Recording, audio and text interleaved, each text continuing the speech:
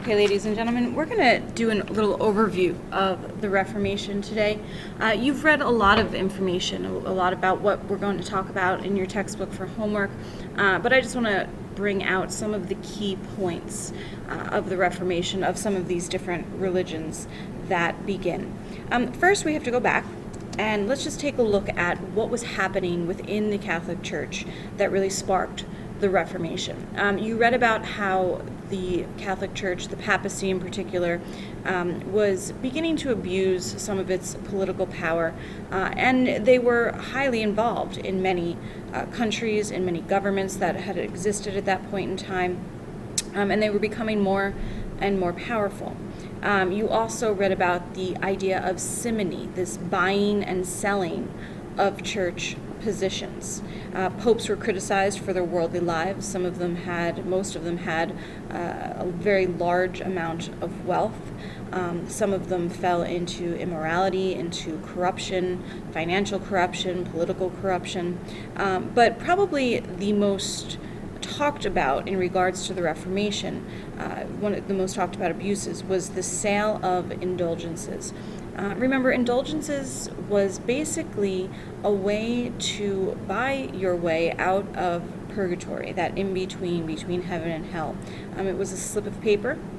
You would donate or give money to the church for this piece of paper, this indulgence, that would protect you, according to the church, from having to spend time in purgatory.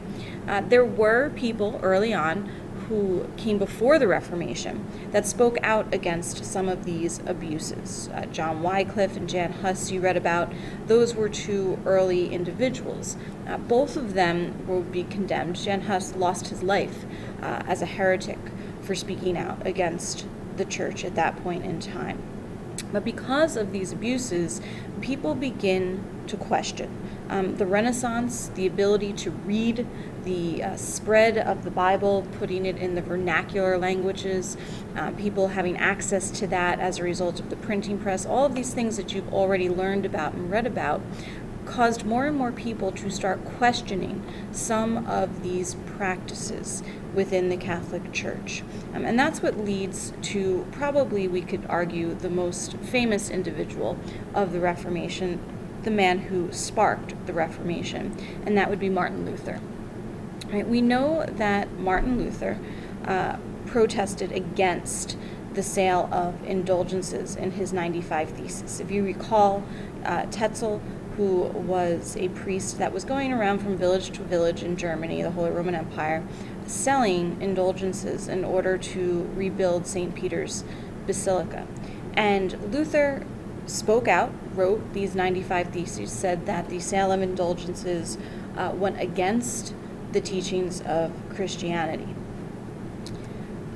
What he did believe, though, was a little different from the Catholic Church. So, for example, he believed that salvation would occur through faith only, whereas the Church believed that salvation occurred through both faith and works.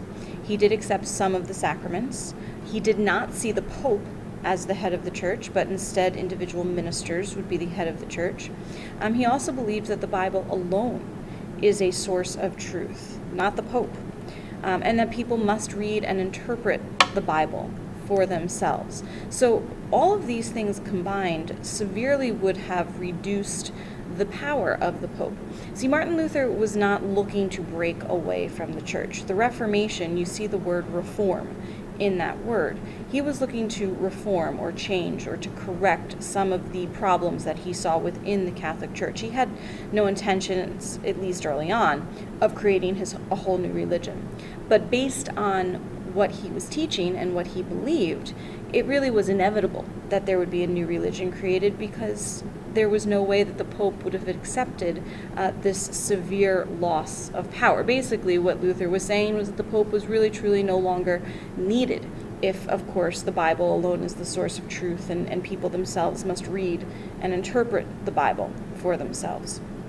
And that's why you have, of course, this Diet of Worms. It's not worms, it's pronounced Worms, W as a V. And this is where Martin Luther was put on a sort of a trial. He was told to recant, to take back his beliefs, but of course he did not. All right, and he would have been excommunicated as a result of that. So this is what really sparked the Reformation. Luther began what is known as Protestantism. So Protestant, again, another word to protest against these abuses of the church. And since the church naturally would not accept these things, we have this first religion of the Protestant sect of Christianity, which would have been Lutheranism. You've also read, about Calvin, John Calvin.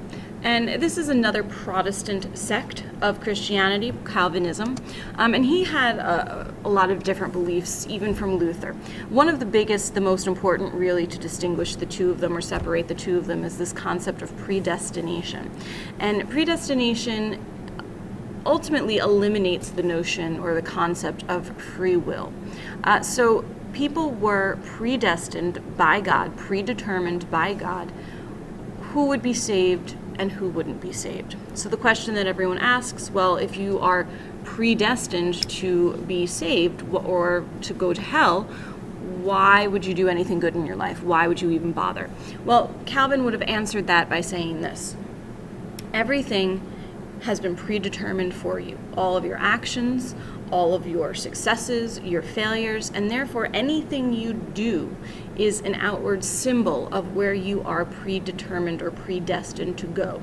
So if you live a righteous life, a holy life, you are doing all the things that you are supposed to be doing as set forth in the Bible according to Calvinism, then you are clearly predestined to go to heaven. But if, of course, you don't do those things, well, that's a sign that you are predestined to spend eternity in hell. Right? He also did accept some of the sacraments, just like Luther did. And he, too, did not recognize the headship of the Pope. Instead, he saw the need for what he called a council of elders as a head of the church. And just like Luther, he believed that the Bible alone was a source of truth. And therefore, just like Luther, people must read and interpret the Bible for themselves. So again, taking the power away from the papacy. Now let's take a moment and look at the formation of the Church of England, because this is probably one of the more unique forms of Protestantism. It's eventually going to be called Anglicanism, but it evolves much differently than Lutheranism and Calvinism. So we know that Henry VIII started the process of creating the Church of England after his split with the Pope in the 1530s. Henry was very anxious to ensure a male heir after his first wife, Catherine of Aragon, had only borne him a daughter, who was Mary. He wanted his marriage annulled in order to remarry, basically because he wanted a son. In 1534, after several attempts to persuade the Pope to grant an annulment, Henry passed the Act of Succession and then the Act of Supremacy. This Act of Supremacy acknowledged the king as the only supreme head on the church, of the Church of England. This is what really led to the Reformation in England. It was not really a matter of doctrine, of a difference of doctrine. It was really a matter of policy, political policy at that. The theology of this new church was really largely unchanged. That's why I wrote that this reality of the Anglican Church, it was very much still a Catholic church. It looked almost identical. There were some Lutheran influences, but for the most part, the biggest difference was that the power was going to fall into the hands of the king. And then when Henry VIII dies, his son Edward is going to, I see a typo. It shouldn't be Edward the First, it's Edward the Sixth. His son was only 9 years old, and with the rise of Edward the Sixth, not the first, really Protestantism in England gained ground. The first and the second book of the Common Prayer were adopted, and it was a statement of their doctrine, of the Anglican doctrine. You also had new articles. They were called the 42 Articles were drawn up. And Edward was pretty forceful in crushing any opposition, any uprisings, Catholic uprisings in England. Laws were passed to make churches more plain. Catholic churches were very rich and very colorful. Under Edward, things like stained glass windows and icons, they were all gotten rid of and removed. Even the furniture became much more plain and basic. The actual services became far more simple. The common person could actually understand what was being said in these services because they were being given in English instead of traditional Latin like you would have seen in a Catholic Mass. And then you also had the priests dressed differently. Usually in the Catholic Church, they had very ornate robes, very colorful robes, and under Edward, they're going to also be very plain. So there were pretty drastic differences. One of the other differences was that priests in the Anglican Church were allowed to marry. And of course, he remained the head of the church. So this really marked a huge change from the traditions of the Catholic Church.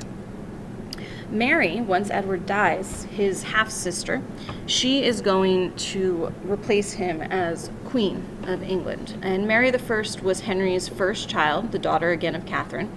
After her parents divorced, she was treated very poorly by her father. She was actually stripped of her title of princess, even.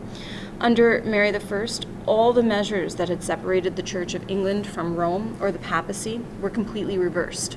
The Roman ritual was brought back. The nation, again, was going to receive communion from Rome or of Rome. Those who refused to go back to these Catholic traditions, though, these Catholic practices, were severely punished. Most were burned at the stake as heretics. And that's where she gets this name, Bloody Mary, from. But she also does pass away, and she's replaced by her sister Elizabeth. And you've probably heard of Queen Elizabeth I. She really does a good job at compromising and restoring unity to the chaos that existed in England. She passed what was called the Elizabethan settlement, and this steered the English church on a more moderate course between the Roman Catholicism and really a version of Calvinism. The prayer book of 1552 that was established under Edward was restored, and the major doctrines were revised toward a more Catholic position.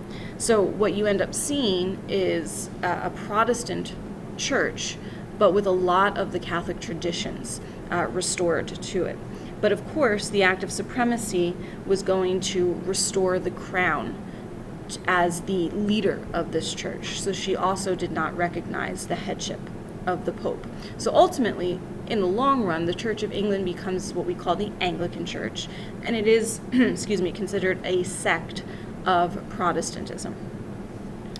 Okay, so now, on this map, you'll notice a lot of different colors. I would like you to just take a moment to pause this video and really just study the different religions within Europe at this point in time, the different types of Christianity. And then we're going to move on to a brief assignment. All right, so based on that map, you would have noticed that there were a lot of changes that took place. Europe was a Catholic continent, really, and now it is not only Catholic, but it's also Protestant with different types of Protestantism. And then, of course, in Eastern Europe, you still have Orthodox Christianity. So for CPA only, I would like you to research the events that are listed below and create a chart explaining how these religions caused these conflicts. Please have this for class tomorrow. Bring that in with you.